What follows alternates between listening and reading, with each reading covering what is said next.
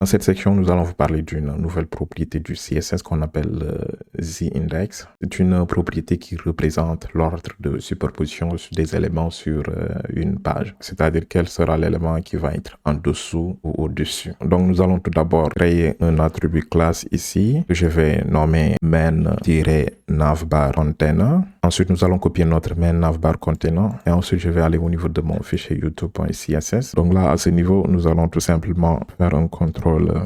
Nous allons coller notre classe. Nous allons juste réduire un tout petit peu et vous allez voir l'effet au niveau de notre page web. Donc là, à ce niveau, je vais tout d'abord donner une hauteur de 120 pixels. Je vais transformer la couleur de mon arrière-plan en une couleur blanche, RGBA.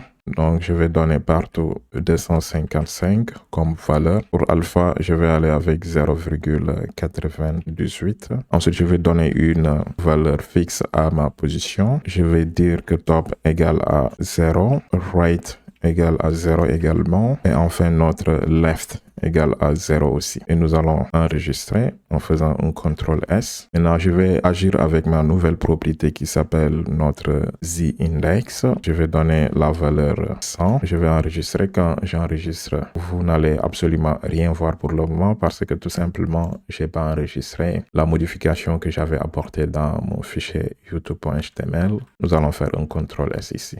Vous voyez quand je fais un CTRL-S. Donc, nous avons maintenant notre navbar qui se trouve au-dessus. Et là, nous avons un autre souci. Quand je vais faire passer mon curseur au niveau de mes différentes icônes, notre curseur ne se transforme pas en pointeur comme nous l'avons à ce niveau. Donc, nous allons résoudre ce problème. C'est très simple également. Nous allons retourner au niveau de notre fichier CSS. Mais avant tout, je vais vous le montrer là, à ce niveau. Nous allons tout simplement appliquer un Z-index dans cette classe, c'est-à-dire la classe qui s'appelle navbar container. Je fais un CTRL-C, je vais dans mon document CSS, je vais juste sélectionner cette classe-là. Donc, c'est à ce niveau. Donc, nous sommes à 100 à ce niveau. Donc, là également, je vais rajouter un Z-index et je vais donner la valeur 200. Donc, je vais faire un CTRL-S. Quand je fais un CTRL-S, comme vous pouvez le voir maintenant, donc quand je vais tout simplement faire passer mon curseur dessus, nous avons l'effet hover qui se passe. Mais là, au niveau de notre profil, je ne crois pas si nous avons ajouté notre effet hover.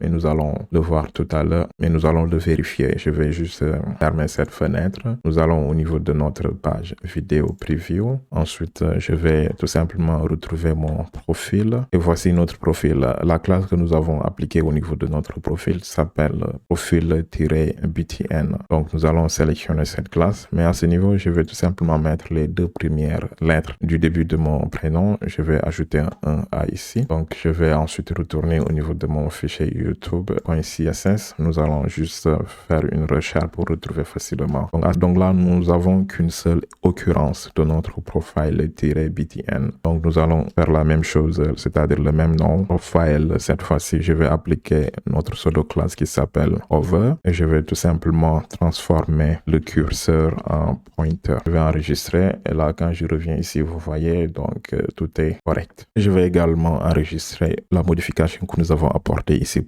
La dernière partie qui va nous rester, ce sera de voir une nouvelle propriété du CSS, c'est-à-dire le Media Query qui vous permet de rendre votre page responsive. Et avant de parler de cette propriété, je vais juste apporter une petite rectification. Donc, comme vous pouvez le voir, quand je suis en train de faire défiler, notre navbar principal est transparent. Donc, je vois un peu l'image qui se trouve derrière, même si c'est pas trop visible, mais quand même, je suis en train de faire défiler. Donc, nous allons agir sur notre alpha encore une fois. Donc, nous allons regarder la classe que nous avons appliquée. Je pense que c'était notre main navbar container. Donc, je vais juste faire un CTRL-C, aller au niveau de ma page youtube.html. Je vais juste le coller ici. Et ensuite, nous allons cette fois-ci aller à 0,99 au lieu de 0,98. Je vais regarder qu'est-ce que ça va donner. Je vais enregistrer. Là, c'est beaucoup plus mieux maintenant. Donc, c'est bon.